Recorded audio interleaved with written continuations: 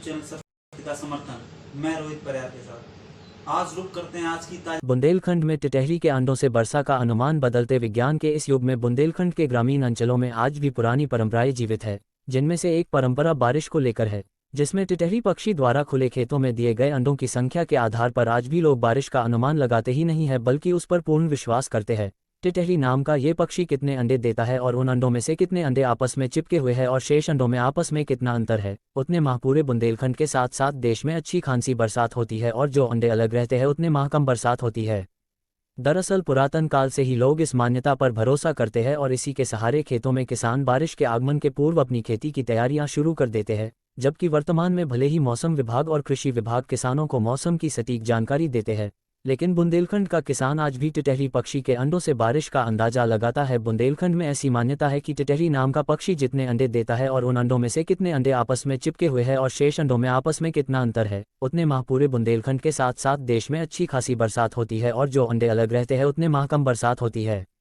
यह मान्यता हजारों वर्षों से पूरे बुंदेलखंड में प्रचलित है और आज भी चली आ रही है। बुंदेलखंड के किसान टिटहरी पक्षी के अंडों से ही अनुमान लगा लेते हैं कि इस वर्ष बरसात कैसी होना है। ये पक्षी पूरे भारत देश में पाया जाता है और यह पक्षी 2, 3 या 4 अंडे ही देता है, इससे ज्यादा नहीं। ये पक्षी अपने अंडे किसी पेड़ या ऊंचे स्थान पर नहीं, बल्कि यह अपने अंडे खेतों, नदी किनारे, नालों के पास या गड्ढे नुमा जमीन में कुछ कंकड़ पत्थर इकट्ठे कर उसी के ऊपर देता है, रखता है। इन अंडों का स्वरूप मिट्टी नुमा होता है, जिससे दूर से समझ में नहीं आ सके कि यहाँ अंडे रखे हैं। साथ ही यह पक्षी जहाँ पर भी अंडे रखता है वहाँ से काफी दूरी पर बैठते हैं, ताकि किसी व्यक्ति या जानवर को यह एहसास न हो कि यहाँ अंडे रखे हुए हैं। टिटहरी के अंडों का बुंदेलखंड के किसानों में बड़ा ही महत्व है। यहाँ का किसान मौसम विभाग के दिए अनुमान के आधार पर नहीं, बल्कि टिटहरी पक्षी द्वारा दिए गए इन्हीं अंडों के आधार पर ही अनुमान लगाता कि कितने माह और कितनी बरसात होनी है। इस साल टिटहरी ने 2 और 3 अंडे दिए हैं, जिनमें 2 अंडे आपस में जुड़े हुए हैं, एक कुछ अलग है, जिससे किसानों का अनुमान है कि इस वर्ष 2 माह अच्छी बरसात होगी, बाकी 1 माह कम बरसात होगी।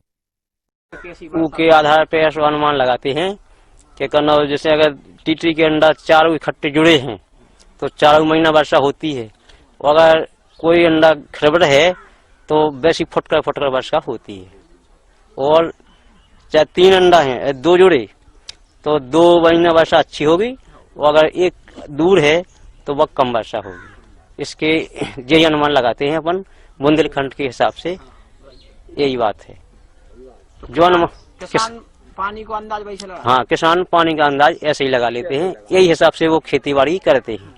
अगर जैसे 4 ही अंडा जुड़े हैं तो वे और अच्छी फसल बोते हैं, जैसे सोयाबीन है पानी वाली, धान है, और अगर कम वर्षा होती है तो और मूंगफली मिली यही फेंक देते हैं, बस और कुछ नहीं। जो मत है कि 2 महीना वर्षा होगी, और अगर फटका है एक तो एक को खड़बड़ रहेगी वर्षा, और 2 महीना अच्छी वर्षा होगी। तो उनको का कैसे, मतलब कैसे ऐसा नियम है कि अपन ई को अनुमान कहते हैं कि 2 जुड़े तो अच्छी मानते हैं बात को के बरसेगा पानी।